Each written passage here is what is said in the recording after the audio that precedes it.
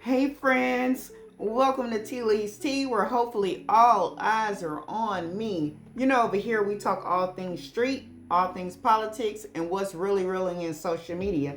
And tonight, I want to shed some light on what's going on in our waterways in Houston, Harris County to be exact. We have had in 2024, there were, I think, 34 bodies that were pulled out of our bayous, and in 35, and in 2025 you had anywhere from 34 to 39 bodies pulled out of our bayous, and a lot of these disproportionately are black men. You do have some cases where I remember it was a young student from college. Her body was found in those waterways. I want to send condolences to all the people that have been identified and their families. But make it make sense, because you have the mayor of our city and you have the district attorney. They're all saying that this isn't foul play, but it looks so suspicious. How couldn't it be? A lot of you guys, if you remember, there was they called him the Buffalo Strangler. It was a guy that was over in Louisiana, Houma, Louisiana, and 23 black men were found in the bayous over there. And it was over a span of 10 years until they finally caught this guy.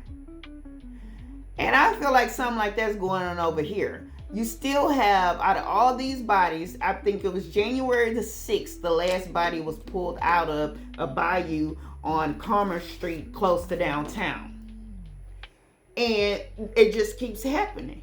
And they want to chalk it up to the homeless community and some accidental drownings.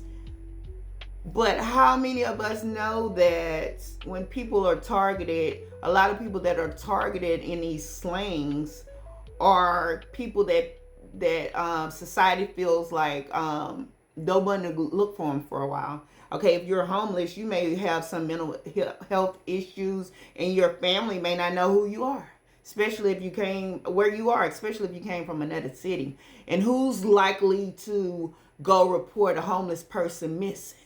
You understand what I'm saying? I mean, like if you look at the MO of serial killers, you would see some men that would, when they targeted women, they would target the women that were prostitutes or streetwalkers, because they felt like that they could potentially go under the radar and not be noticed for a while. Well, my thing is this: if we're in an outrage and we're like, what's really going on?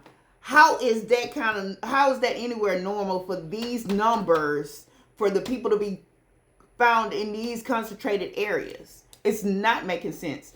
And if you don't have the manpower to, send people out to patrol these areas, what's wrong with sending drones?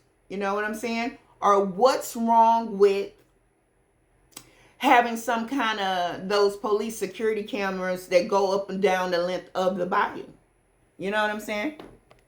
Our tax dollars are used on all kinds of things, but the safety of the community is way more important. So why hasn't this gotten more traction or more people trying to resolve the problem? And I was just like digging into it, and I saw that a guy by the name of Rodney Chapman, he had moved from Oklahoma back to Texas, Harris County to be exact, in the area. He had just gotten him a security job. He was trying to get his life back together. I want to send condolences out to his family and his sister, whose story I watched. But she was saying something very poignant.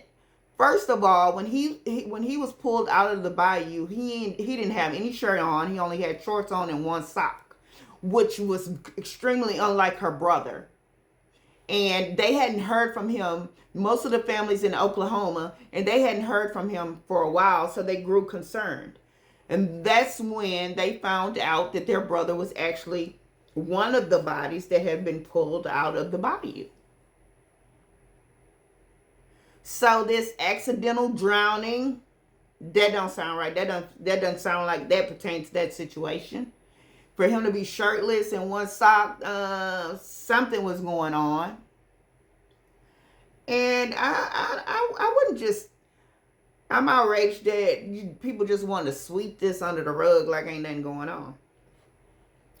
Hopefully, this episode and other people's outrage triggers some kind of reaction or some kind of a reason for the authorities to actually set up security cameras or drones or something so we can find out what's going on, because it seems like it's very similar to what a serial killer would do.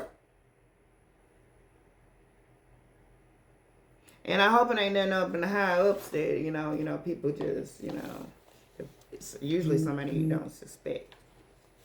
But moving right along, I want to say congratulations to the Houston Texans, CJ Stroud, and the impressive defensive team that we have within the Texans organization.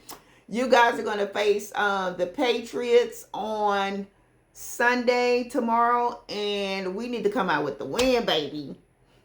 So I'm sending all positive vibes to the Houston Texans, and we are rooting for you guys. And the winner of this matchup, they're going to face the Broncos. And from what I heard, the Knicks from the Broncos, the quarterback, he broke his ankle, so he's going into emergency surgery. So Stidham, you're going to fill in, so we're going to see what you're going to do. But hopefully it will be the Texans facing you guys in the AFC Championship game. And the winner will be going to the Super Bowl. And can I get a for the Texans? Because y'all doing y'all thing. And I want to, like I said, I want to send positive vibes. If you know anything about us down here in Texas, we love sports. Starts from high school. You know what I'm saying? And we had the privy.